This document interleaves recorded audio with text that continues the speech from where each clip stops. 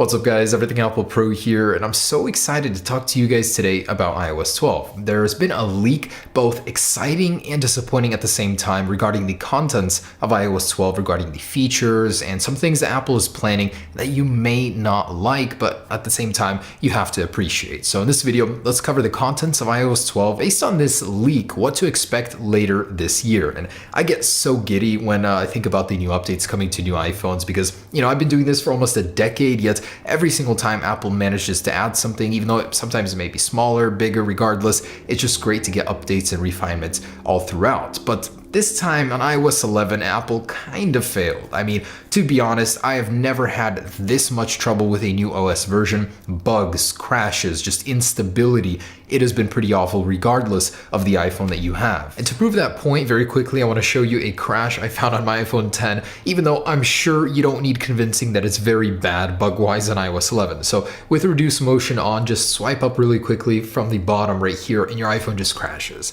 That's just one little tiny example as to why iOS 11 is terrible. So Apple's been making it better with these smaller updates, but this time around, Apple's got a new plan for iOS 12, and a lot of people aren't really going to like it, but I think everybody will appreciate it. And this is exactly what they did with iOS 10, a refinement update. An update that isn't so much focused on features, but focused on fixing what they broke in the first place and delivering the experience they should have had on iOS 11, now on iOS 12. So according to Ina Fried, the chief technology correspondent of Axios, this news site actually is reporting that some employees that were in a meeting which Craig Federici was heading are reporting that they now know Apple's plan for iOS 12, and it's a revised plan due to recent circumstances of the news, a lot of bugs, a lot of security issues happening. So Apple is taking a step back, stepping away from the features table, things that they'd like to bring iOS 12, and instead will be focusing on delivering an experience, stability. And that's something that I do appreciate. I want my iPhone to be stable, not crash, of course.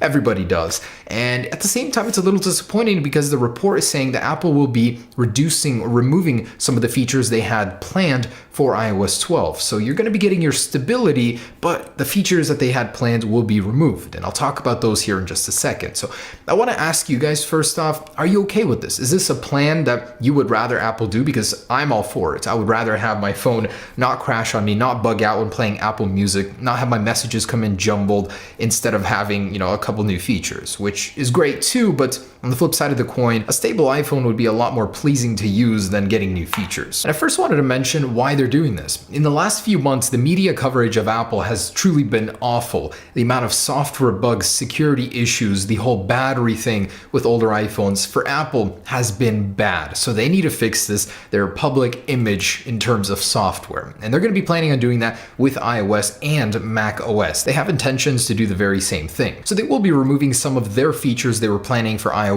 instead focusing on that software enhancement. Now, which features would those be? In the report, it actually said that they're pushing these features over to 2019's iOS release, iOS 13, or whatever it might be called by then. In iOS 12, originally, it was planned to have a revamped home screen. So maybe redesigned icons, the way it looks would be a little bit different because it's been a bit stale. I mean, ever since iOS 7, we've basically had the same icons with a little bit of tweaks here and there on iOS. And there were plans to improve the core app experiences like on Mail, revamp it, maybe look-wise, functionality-wise, as well as the camera and the photo editing aspect of your phone. So possibly in-camera controls for changing the resolution, picture size, things like that, something that I would have really liked to have on iOS. So that will not be happening in iOS 12, as well as sharing experiences. So possibly something to do with the storage and sharing things in between devices, maybe some updates to AirDrop as well. And there were plans to refine the in-car interface, so CarPlay would have received a big upgrade.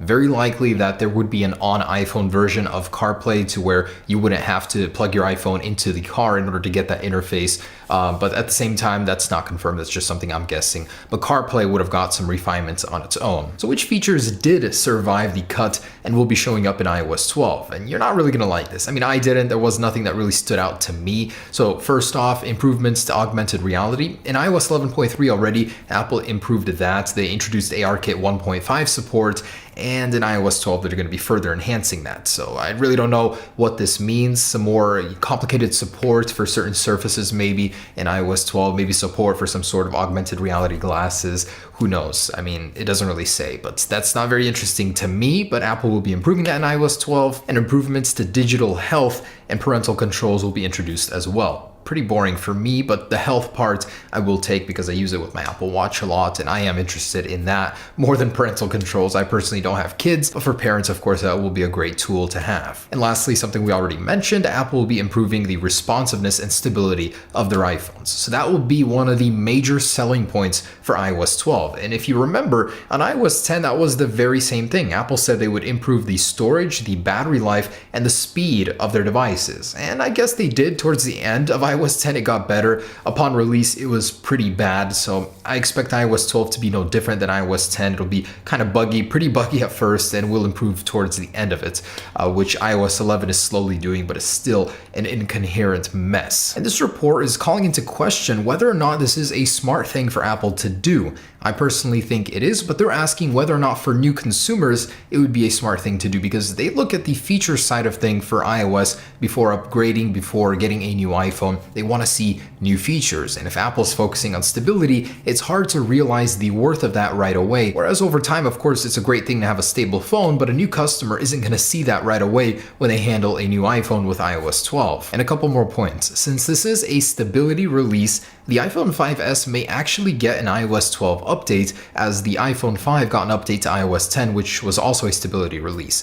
So Apple will be extending its life one more year, very possibly, in order to fix all of the wrongdoings on iOS 11. So that would be great for users using an older iPhone 5S. And I also wanted to mention that this concept was made by Ascending News on Instagram, so do go give that guy a follow down below in the description. Some great stuff, some stuff I really would like to see, such as group notifications, a refined home screen, always on display, which is just a given on an organic LED iPhone, the ability to lock your apps with Face ID or Touch ID, a simpler storage interface, ultra low power saver mode, which would be great for those emergencies, and a guest mode to lock out people that just want to borrow your iPhone real quick from many things. So that's the concept for iOS 12. A lot of things I'd like to see in the actual version, so there's that. Also, I wanted to ask you guys one thing. If you could tell Apple to include one thing in iOS 12, what would it be? The most important thing for you? Leave it down below. I actually really want to see this from you, because I will be making another video with some features I'd like to see in iOS 12, so please leave a comment down below about that. Anyways, some great and bad news. Let me know what you think. Thanks for watching, guys. iOS 12, we'll see you in June,